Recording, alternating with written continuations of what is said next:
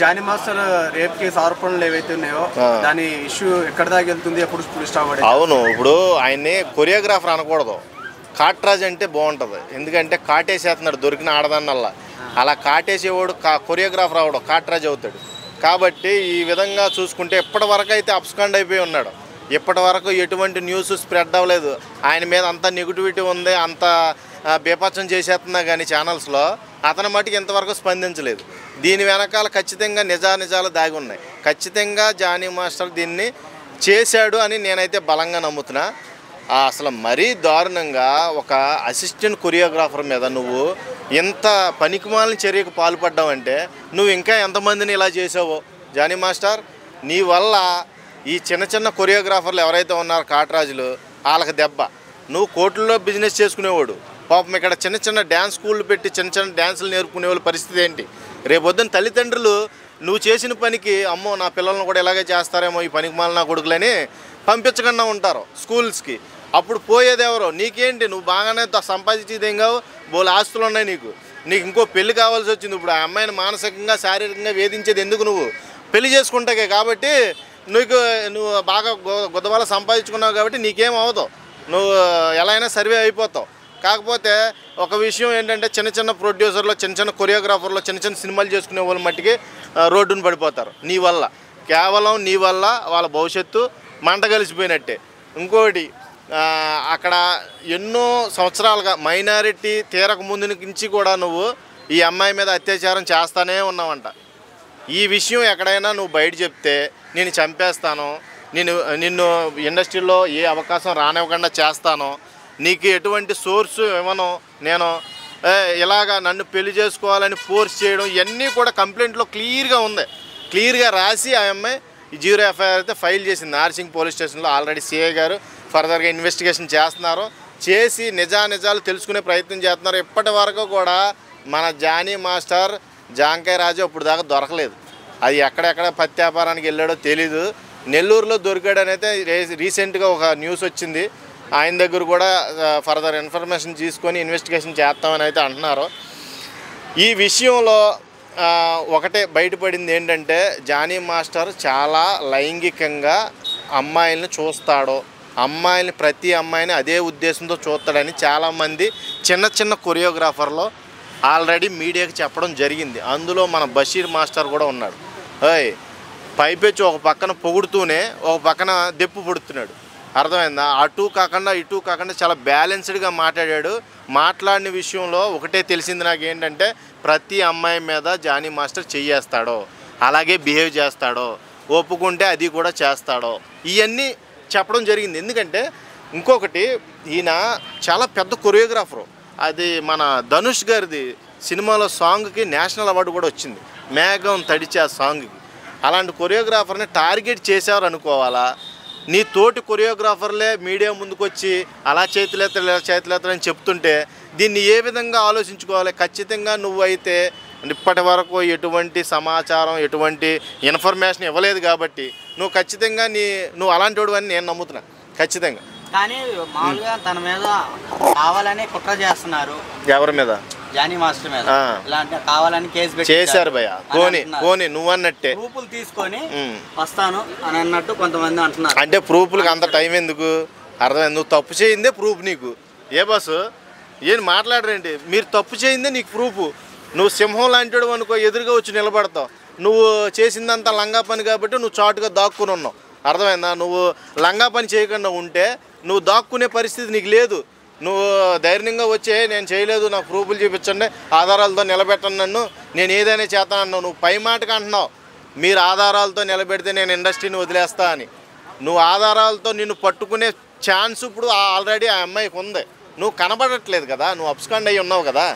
నువ్వు ఏ తప్పు చేయనోడివి అయితే ఖచ్చితంగా మీడియా ముందుకు వచ్చేసి నువ్వు పెద్ద రచ్చ చేసేవాడివే. నువ్వు అన్ని తప్పులు చేసావు కాబట్టి గుద్ద మూసుకొని ఓ పక్కన దాక్కొని ఉన్నావు. కాబట్టి ఈ విషయాన్ని జనసేన పార్టీ కార్యకలాపాలకి ఆల్రెడీ ఏం చేశారంటే నువ్వు పార్టీ కార్యకలాపాలకు దూరంగా ఉండాలని నువ్వు నోటీస్ పంపించారు బలంగా. ఎందుకంటే ఇలాంటి పనికిమాలిన చర్యల్ని పవన్ కళ్యాణ్ అయితే ఎంకరేజ్ చేయడు. ఇంకా నయ్యం నోటీసే పంపించాడు, కాల్ చేయలేదు డైరెక్ట్గా నిన్నొచ్చి. అతనికి ఉండే కోపం అలాంటిది.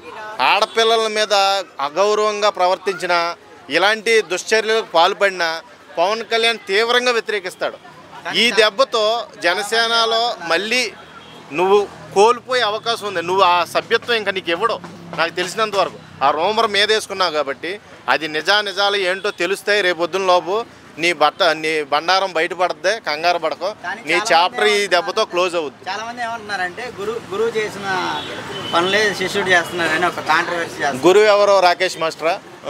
పవన్ కళ్యాణ్ చెచ్చే ఆయన గురువు ఎందుకు అయ్యాడు? ఆహాబ్బా, ఇప్పుడు పవన్ కళ్యాణ్కి సినిమాల్లో కొరియోగ్రాఫర్ చేసినంత మాత్రం గురువు అవడం, పార్టీలో తిరిగేసి ఆయనతో ఫోటో దిగినంత మాత్రం శిష్యుడు అవ్వడం. అర్థమైందా? ఎవడో కూడా అక్కడ నువ్వు పార్టీ కోసం పాటుపడుతుంటే చాలా మంచి వ్యక్తి అనుకున్నారు అందరూ. నువ్వు చాలా సేవా స్ఫూర్తి ఎక్కువ ఉంది నీకు అనుకున్నారు. నిన్ను ఒక రకంగా జనసేన అభిమానులు, జన సైనికులు నిన్ను ఆదరించారు. నువ్వు ఆదరించిన దాన్ని నువ్వేం చేసావు? బొగ్గుపల్లి చేసావు. ఈరోజు నా పరువు తీసావు. నువ్వు నీచంగా ప్రవర్తించి ఆ అమ్మాయి పట్ల నువ్వు వేధింపులకు గురి చేసావు. ఆ అమ్మాయి మనస్తాపానికి గురయ్యి శారీరకంగా ఇబ్బంది పడి ఈ రోజున నిన్ను బయట పెట్టింది, రోడ్డుకి ఈడ్చింది.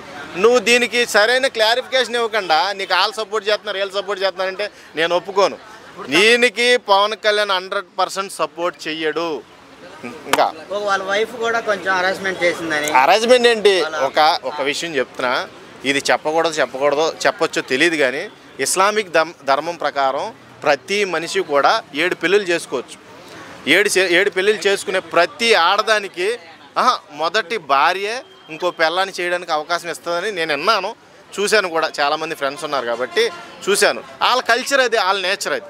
కాకుంటే హిందూ ధర్మంలో నుంచి ముస్లిం ధర్మంలోకి మారి పెళ్లి చేసుకోమనడం, ఆ అమ్మాయి అర్ధరాత్రి గడి వెళ్ళి నా మొగుడిని పెళ్లి చేసుకోని తలుపులు బాది బయటికి ఈడ్చుకొచ్చి కొట్టడం, తిట్టడం, నా మొగుడిని పెళ్లి చేసుకోకపోతే నేను చంపేస్తానని బెదిరించడం, ఇవన్నీ కూడా చూస్తుంటే అసలు సైకో ఎవరంటే జానీ మాస్టర్ కాదు, ఇంట్లో ఉన్న ఆడదే అని నాకు అర్థమవుతుంది. అసలు కారణం అన్నిటికీ సృష్టికి మూలం ఆడదే, సృష్టి పతనానికి కూడా మూలం ఆడదే అని ఈ విషయంలో పర్టికులర్గా కనబడుతుంది.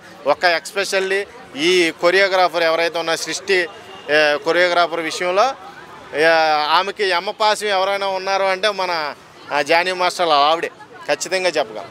ఓకే, ఈ ఇష్యూ వల్ల మిగతా మాస్టర్లకైనా ఎఫెక్ట్ పడుతుందా? ఖచ్చితంగా ఆల్రెడీ పడింది కూడా. ఇదే సిచ్యువేషను కోలీవుడ్లో జరిగినప్పుడు వెంటనే దానికి సంబంధించిన క్రాఫ్ట్ని ఏదైతే ఉందో ఆ కొరియోగ్రాఫర్ అసోసియేషన్ కానీ చెప్తున్నాను, ఫర్ ఎగ్జాంపుల్ ఆ సిస్టాన్నే క్లోజ్ చేశారు. ఖచ్చితంగా వాళ్ళకున్న స్టెబిలిటీ మీకు లేదు, ఈ రోజుకి కూడా స్పందించలేదు. మా అసోసియేషన్ ఉంది, పెద్ద ఇండస్ట్రీ పెద్దలు ఉన్నారు, వాళ్ళందరూ కూడా ఒక మీటింగ్ అరేంజ్ చేసి సస్పెండ్ చేస్తే అయిపోదు కదా.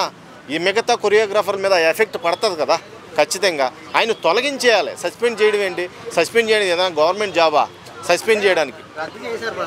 ప్రస్తుతానికి రద్దు చేశారు. ఆల్రెడీ అక్కడ రద్దు చేశారు, ఇక్కడ రద్దు చేశారు. ఇప్పుడు లేనిపోని ఏమన్నా రూమర్స్ క్రియేట్ అవుతాయని ప్రస్తుతానికైతే వాళ్ళు సేఫ్ జోన్లో ఉన్నారు, సస్పెండ్ చేసి. అర్థమైంది. నిర్ధారణ అయితే ఎటువంటి శిక్ష పడచ్చు అంటారు? నిర్ధారణ అవన్నీ పక్కన పెడితే ఆ అమ్మాయిని నువ్వు ఎప్పుడో మైనర్ నుంచి ఏడిపిస్తూనే వచ్చావు, అత్యాచారం చేస్తూనే వచ్చావు. ఆఖరికి క్యారీవ్యాన్లో కూడా వదలలేదు స్వామి. నువ్వు క్యారీవ్యాన్లో కూడా జిప్పు చూపించి నాకు ఇప్పుడే చేయాలనేవాడు అంట. చేయకపోతే బయటకు వచ్చి సీరియస్ అయ్యేవాడు అంట, మొత్తం తిట్టేవాడు అంట, నలుగురిలో అవమానించేవాడు అంట, కొట్టేవాడు అంట. ఆ అమ్మాయి ఒళ్ళంతా కమిలిపోయిందంట. ఇలాంటి పనికిమాలిన పనులు నువ్వు ఇంత సైకో గొడవ అని నేనైతే అనుకోలే. యాక్చువల్గా నీ పేరు నేను ఫుల్గా తెలుసుకున్నది ఈ ఇష్యూ జరిగిన తర్వాత. నీ పేరు కూడా నాకు ఇప్పుడు దాకా ఫుల్గా తెలియదు జానీ మాస్టర్. నీ పేరు షేక్ జానీ బాసర్. నువ్వు ఆల్రెడీ ఇప్పుడు ఈ విషయంతో షేక్ చేస్తున్నావు మొత్తం అందరిని. నువ్వు ఒక ముస్లిం అని కూడా నాకు తెలియదు స్వామి, నేను అలా అభిమానించాను నిన్ను. నువ్వు ఏంటంటే మీ కమ్యూనిటీకే చెడ్డ పేరు తెచ్చినట్టు. అర్థమైందా? ఇలాంటి పనికిమాలను అర్జెంటుగా మా అసోసియేషన్లో ఉన్న కొరియోగ్రాఫర్ యూనిట్లో ప్రెసిడెంట్గా ఉన్న, ఇండస్ట్రీలో ఏ పెద్ద హోదాలో ఉన్నా వెంటనే సస్పెండ్ చేసి వెంటనే తీసేయాలి. తీసేస్తేనే కొరియోగ్రాఫర్లు బతుకుతారని నేనైతే మనస్ఫూర్తిగా ఆశిస్తున్నాను.